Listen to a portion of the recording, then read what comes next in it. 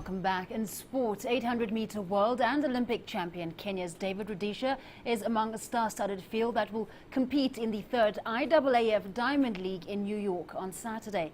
Rudisha opened his season with a 1-minute 43.87 seconds in Doha and will line up alongside fellow Kenyans Timothy Ketum and Boaz Lalang, among others. 10,000-meter world champion Jalen Ibrahim of Ethiopia will lead an East Africa contest in the 5,000 meters. The men's 100-meter race will crown the event, with America's Tyson Gay going up against American and Caribbean competitors. Olympic gold medalist Sanya Richards-Ross of the USA will be back on track since winning gold in London and after undergoing surgery. For the past couple of years, I've been taping it and getting shots to be able to compete. And so I finally went ahead and did the surgery to hopefully run pain-free the next couple of years. But I would still say I run in about, if 10 is the max, I'm still at about an 8 with pain. So hopefully soon it will keep going down until I'm at 0. South Africa's cricket team departs this weekend for England as they target success at the Champions Trophy. This will be Gary Kirsten's last tournament in charge of the Proteas before Russell Domingo takes over as coach. As Dan Williams reports, the new man in charge hopes he can keep the team on an upward curve. Looking to fill the void. Few may have heard of Russell Domingo, but this is the man tasked with taking over from Gary Kirsten as South Africa cricket coach. Kirsten is a Proteas legend, firstly as a player, but lately as the coach who took South Africa back to the top of Test cricket.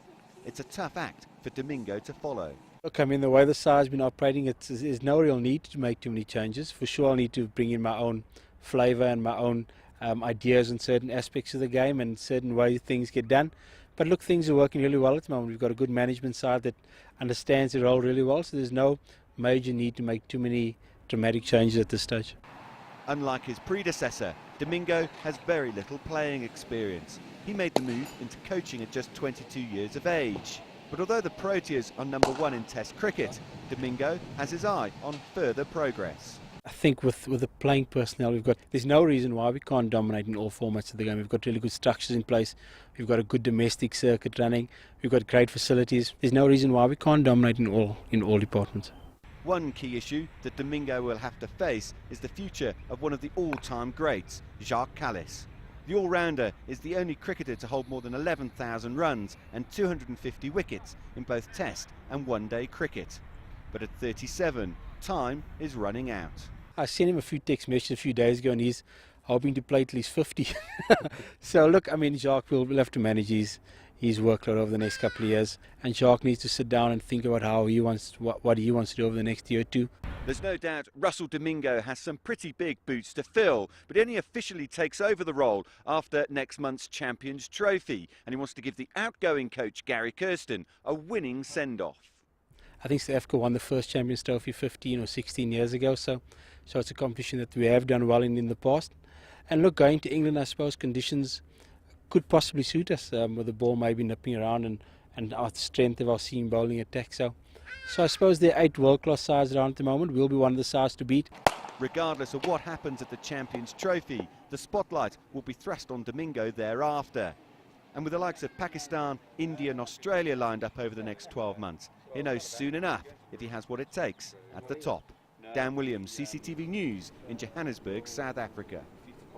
Now, East Africa is famous for producing world-class marathon champions in sports as well as wildlife, and that's on the tourism front. Extreme marathoner Andrew Murray has therefore chosen to run up and down 2 of East Africa's highest mountains for charity purposes. It'll be part of a series of ultra-marathoners that will see him jog across 1,000 kilometers of everything East Africa has to offer, including the famous game reserves. As Richard Bestick reports, the 32-year-old Scot plans to revisit the village in Kenya where he spent his childhood. By any measure, marathon man Andrew Murray is a remarkable athlete. Last year he won the North Pole Marathon, the Gobi Challenge and the Antarctic Ice Marathon. He capped all that with a record-breaking 7 ultramarathons on 7 continents in 5 days, 13 hours and 28 minutes. Andrew's a sports doctor assigned here to the PGA European Tour at Wentworth, watching over the risk of injury from golf. He's relishing, though, the African challenge ahead of him. I'll be running probably about 800, 900, 1,000 kilometres right across some of the most beautiful places on earth. You've got Mount Kilimanjaro and Mount Kenya, huge extinct volcanoes with snow at the top of them.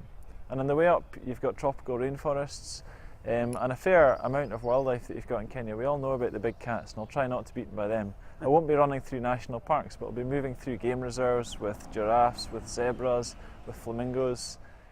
For Andrew, this will be a return trip to Kenya.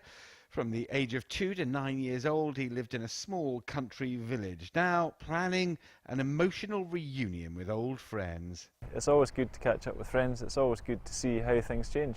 I guess I left when I was 9, so everything might actually look a lot smaller.